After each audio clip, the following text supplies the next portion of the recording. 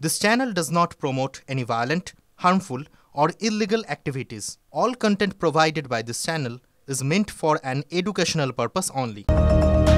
তিনটে নিউজরুম লাইভের শুরুতেই যে খবরের দিকে আমরা নজর রাখবো তা হলো নয়াদিল্লিতে পদপিষ্ট হওয়ার ঘটনা, যে কথা শুভজিৎ বলছিলেন, আমার সহকর্মী শুভজিৎ বলছিলেন। আপনারা জানেন যে নয়াদিল্লি স্টেশনে প্রবল ভিড় থেকে হুড়োহুড়ি এবং 18 জনের পদপিষ্ট হয়ে মৃত্যুর ঘটনা ঘটেছে, আহত হয়েছেন বেশ কয়েকজন। এখনো পর্যন্ত যে তথ্য আমাদের সামনে আসছে তা হচ্ছে কুম্ভ মেলায় যাওয়ার জন্য একটি ট্রেনে উঠতে বহু মানুষ ভিড় করেছিলেন, পাশাপাশি দুটি ট্রেন লেটে ঢুকবে, এরকম একটা পরিস্থিতি তৈরি হয়, বহু মানুষ জমে যায় এবং বহু মানুষের ভিড়ে এরপর যখন অ্যানাউন্সমেন্ট হতে শুরু করে একেবারে হুড়োহুড়ি পড়ে যায়, যে যেদিকে পারে ছুটোছুটি করে এবং তারপরেই পদপিষ্ট হওয়ার ঘটনা ঘটে। 18 জনের মৃত্যু হয় এবং এখনো পর্যন্ত হাসপাতালে বহু মানুষ চিকিৎসাধীন রয়েছেন। আমরা চলে যাব আমাদের প্রতিনিধি জ্যোতির্ময় কর্মকারের কাছে। জ্যোতির্ময় থেকে আরেকটু বিশদে জানার চেষ্টা করব যে জ্যোতির্ময় ঠিক কি ঘটেছিল যার জন্য এরকম একটা ভয়ঙ্কর মুহূর্ত তৈরি হলো, এরকম একটা ভয়ঙ্কর ঘটনা ঘটে গেল নয়াদিল্লি স্টেশনে। দেখো, দুটি দিক আমাদের সামনে আসছে, এক প্রত্যক্ষদর্শীদের বয়ান, দ্বিতীয়ত এই মুহূর্তে যে এনকোয়ারি চলছে সেই এনকোয়ারির কিছু রিপোর্ট আমাদের কাছে আসছে। আপাতভাবে যে ডেভেলপমেন্ট হয়েছে, অর্থাৎ দ্বিতীয় বিষয়ের দিকে যদি আমি তাকাই, তা হচ্ছে যে ইতিমধ্যেই রেলমন্ত্রী অশ্বিনী বৈষ্ণব তিনি কেন্দ্রীয় স্বরাষ্ট্রমন্ত্রী অমিত শাহের সঙ্গে দেখা করেছেন এবং ঘটনার পুঙ্খানুপুঙ্খ একটি রিপোর্ট তিনি তার কাছে দিয়েছেন এবং তারপরেই তিনি পৌঁছে গিয়েছেন রেল মন্ত্রকে এবং সেখানে তিনি গুরুত্বপূর্ণ শীর্ষ আধিকারিকদের সঙ্গে বৈঠক করেছেন। সেই বৈঠকের পরে একটি 2 সদস্যের তদন্ত কমিটি তিনি তৈরি করেছেন। সেই 2 জন কমিটির মেম্বার তারা পৌঁছে গিয়েছেন নিউ দিল্লি স্টেশনে, ঘটনাস্থল তারা ঘুরে দেখেছেন এবং নিউ দিল্লি স্টেশনে সমস্ত সিসিটিভি ফুটেজ কালেক্ট করা হয়েছে বলে সেই কমিটির সূত্র থেকে আমাদের কাছে খবর আসছে। কিন্তু যে বিষয়টি গুরুত্বপূর্ণ, প্রত্যক্ষদর্শীরা যে কথা বলছেন সেখান থেকে যে খবর আমাদের কাছে আসছে যে এই মিসম্যানেজমেন্ট শুধুমাত্র গতকাল ঘটেছে তা নয়, এটা কিন্তু লাগাতার চলছে। তার কারণ প্রয়াগের ট্রেন ধরার জন্য মানুষের মধ্যে যে ঘুরোহুড়ি, তার প্রথম ইঙ্গিতটা গতকাল একটা হিন্টস পাওয়া গিয়েছিল। কয়েক ঘন্টার ব্যবধানে প্রায় 1,500 জেনারেল টিকিট বিক্রি হয়ে যায়। যখন 1,500 জেনারেল টিকিট বিক্রি হয়ে গেল, তারপরও কিন্তু আরপিএফ সহ পুলিশ প্রশাসন কারো টনক নড়ল না যে স্টেশনের মধ্যে জ্যোতির্ময় একটা বিষয় জানতে চাইবো, 1,500 টিকিট বিক্রি মুখের কথা নয়, যেটা কয়েক ঘন্টার মধ্যে হয়ে গেল, তাহলে রেল পুলিশের আরো বেশি তৎপর হওয়া উচিত ছিল না? একটা সম্ভাবনা তো তৈরি হয়েছিল যে একটা পদপিষ্টের ঘটনা না ঘটুক, কুড়োকুড়ি হবে, আরো অনেক কিছু অব্যবস্থা হতে পারে, বিশৃঙ্খলা হতে পারে। দেখো, নিউ দিল্লি স্টেশনে 1 থেকে 16 নম্বর প্ল্যাটফর্ম পর্যন্ত প্ল্যাটফর্ম রয়েছে, অর্থাৎ মোট 16টি প্ল্যাটফর্ম রয়েছে। সেখানে 1,500 টিকিট বিক্রি হয়তো সংখ্যার নিরিখে কিছুটা কম মনে হতে পারে, কিন্তু এই 1,500 টিকিট বিক্রি হয়েছে শুধুমাত্র প্রয়াগরাজের জন্য এবং স্বর্ণ জয়ন্তী এক্সপ্রেস এবং ভুবনেশ্বর রাজধানী এই দুটি ট্রেন লেট হয়েছে এবং শেষ মুহূর্তে এসে যেহেতু এই লেটের ঘোষণা হয়েছে, ফলত দুটি ট্রেনের যাত্রী তারা প্ল্যাটফর্ম নাম্বার 14-এ তারা অপেক্ষা করছিলেন। প্রয়াগের একটি ট্রেন কিছুক্ষণ আগে ছেড়ে বেরিয়ে যায়, প্রয়াগরাজ এক্সপ্রেস। সেই ট্রেন যারা ধরতে পারেননি, এই বিপুল সংখ্যক মানুষ তারা প্ল্যাটফর্ম নাম্বার 14-এ তারা অপেক্ষা করছিলেন। হঠাৎ করে ঘোষণা হয় যে 16 নম্বর প্ল্যাটফর্ম থেকে 10টা 20-তে আরেকটি ট্রেন ছাড়বে। এটি মূলত একটি প্রয়াগরাজের স্পেশাল ট্রেন।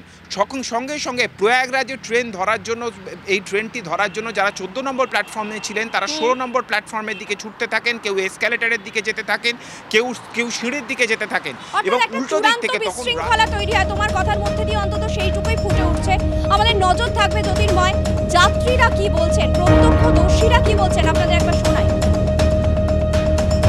वो मैडम क्या हुआ, अचानक से इन्होंने जो अनाउंसमेंट चेंज किया है ना, उसकी वजह से वहाँ पर टाइम नहीं मिला, लोगों को वहाँ भागने लग रहे, उसकी वजह से हुआ है। मुझे ऐसे ही लग रहा है कि व्यवस्था ठीक से नहीं की गई है। जिस तरह से अनुमान है, आपको पता है कि महाकुंभ में इतने लोग आएंगे, प्लेटफॉर्म का बदली करना, ये सब ठीक नहीं है। आप भी देखिए अपने परिवार और बच्चों के साथ जा रही हैं, तो कितनी डिफिकल्टी, कितनी मुश्किल, बहुत डिफिकल्टी होती है, बहुत डर लगता है। आपको लगता है, आप एक तरफ तो उत्साह रखते हो कि नहाओगे, लेकिन जब ऐसे हादसे देखते हो तो बहुत दुख होता है। बिल्कुल ऐसी होनी चाहिए। जैसे एंट्री नहीं करी जाने दे रही है, 10 बजे की ट्रेन, 9 बजे ट्रेन एंट्री करी जा रही है रेलवे स्टेशन पे। एंड मूवमेंट पे आप ट्रेन का प्लेटफॉर्म चेंज करने तो भगदड़ वैसी मच जाएगी, पब्लिक वैसी वो हुई है, जाने के लिए परेशान है वैसी।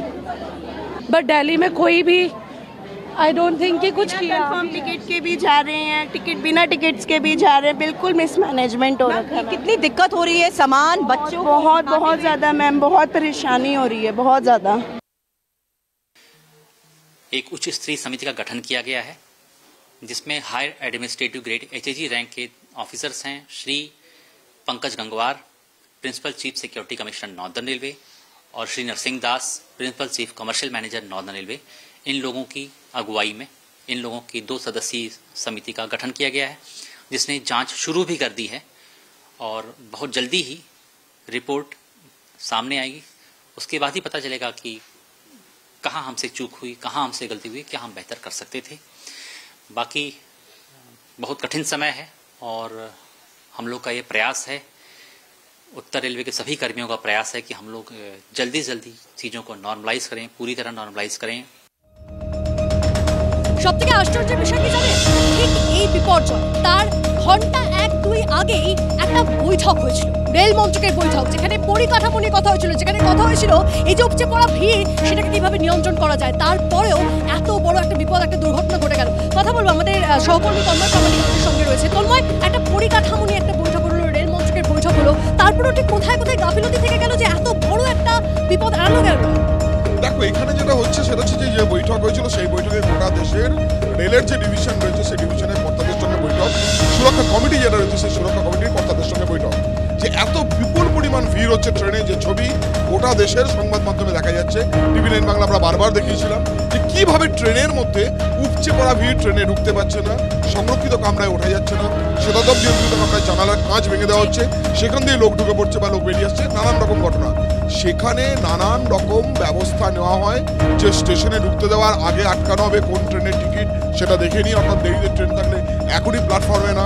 প্ল্যাটফর্মে যে ফুট ব্রিজ রয়েছে যার উপর দিয়ে আমি 1 নম্বর থেকে 4 নম্বর, 4 নম্বর থেকে 6 নম্বর যেতে পারবো, এরকম যে ফুট ব্রিজ, প্রত্যেকটি ফুট ব্রিজের যে ধারণ ক্ষমতা, অর্থাৎ কত মানুষ একসঙ্গে সেই ফুট ব্রিজের উপর থাকতে পারবে, যেতে পারবে, নামতে পারবে, এইগুলোর একটা ক্যালকুলেশন রেলের কাছে থাকে।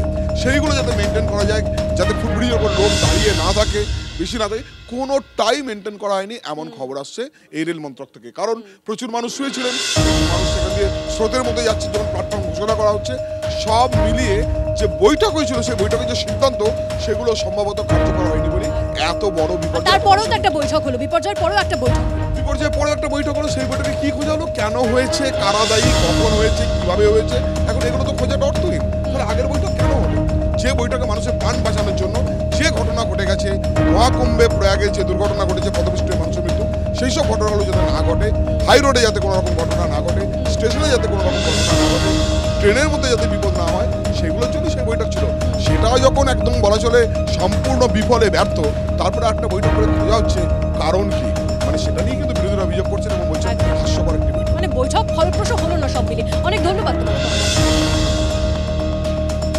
যে বৈঠকের কথা আমার সহকর্মী তন্ময় প্রামাণিক বললেন, আমার সহকর্মী তনিষ্ঠাও ছিলেন, বৈঠক বিপর্যয়ের আগে হয়েছে, বৈঠক বিপর্যয়ের পরে হয়েছে। আগে হয়েছে কি পদক্ষেপ করতে হবে, পরে হয়েছে কি করা গেল না, ফলে সেক্ষেত্রে একটা স্ক্রুটিনি হয়েছে, কথা বলার অপেক্ষা রাখে না। কিন্তু এই ঘটনা, পদপৃষ্ঠ হয়ে 18 জনের মৃত্যু হয়েছে, সেখানে রাজনৈতিক চাপানোতর হবে না সেটা হতে পারে না, এক্ষেত্রেও তাই হয়েছে। এই ঘটনায় সরাসরি রেলের ব্যর্থতা এবং সরকারের অসংবেদনশীলতাকে দায়ী করছেন রাহুল গান্ধী। আর ঘটনার সময় কি হয়েছিল, স্টেশনের সব ক্লোজ সার্কিট ক্যামেরা ফুটেজ প্রকাশ্যে আনার দাবি করেছেন কংগ্রেস মুখপাত্র পবন খেরা। আবারও প্রমাণিত হলো মোদী সরকার প্রচারে ব্যস্ত, তদন্ত দাবি করে সুর চড়িয়েছে আবার তৃণমূল কংগ্রেস। মৃতের প্রকৃত সংখ্যা প্রকাশ করুক সরকার, মৃতের সংখ্যা যেন লুকোনো না হয়, এমনটা আবার পোস্ট অখিলেশ যাদবের। ফলে রেলের গাফিলতিতেই এই বিপর্যয় বলে প্রতিক্রিয়া দিয়েছেন প্রাক্তন রেলমন্ত্রী লালু প্রসাদ যাদব।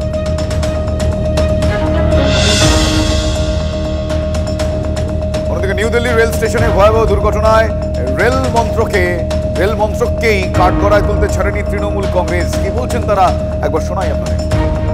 এবার আবার এই ধরনের একটা চূড়ান্ত অব্যবস্থা, নয়াদিল্লি স্টেশন, রাজধানীর বুকে মৃত্যু মিছিল, পদপিষ্ট এই রেলমন্ত্রী শুধু পাবলিসিটি হাঙ্গার রেলমন্ত্রী, কোথায় গিয়ে দুর্ঘটনা পাশে বসে থেকে ছবি তুলবেন, আর কত রকম দুর্ঘটনা, আর কতগুলো প্রাণ গেলে মনে হবে যে ওই চেয়ারটায় বসে থাকার নৈতিক অধিকার তার নেই। যেভাবে রেলের সেফটি, সিকিউরিটি, মনিটরিং, গোটা পরিচালন ব্যবস্থা ভেঙে পড়েছে, আমরা তার তীব্র নিন্দা করছি। দুর্ঘটনার তদন্ত চলছে, যদি রেলের কোনো আধিকারিক দায়ী থাকে অবশ্যই রেল তার বিরুদ্ধে ব্যবস্থা নেবে। তো স্বাভাবিকভাবেই মাঝে মাঝে এই ধরনের দুর্ঘটনা আমাদের দেশে, যেহেতু জনসংখ্যা এত বিপুল, যে আমরা দেখেছি যে কুম্ভে একসাথে অনেক মানুষ জড়ো হয়ে যাওয়ার ফলে এই ধরনের দুর্ঘটনা ঘটেছে। এছাড়াও এর আগে মধ্যপ্রদেশে এক জায়গায় মন্দিরে হয়েছিল। এই ধরনের পদপিষ্ট হয়ে মারা যাওয়ার ঘটনা আমাদের দেশে দুর্ভাগ্যজনক হলে পরেও মাঝে মাঝেও ঘটছে, এবং তার জন্য আমাদের আরও বেশি সচেতন হওয়া দরকার, এবং আমরা সচেতন হব।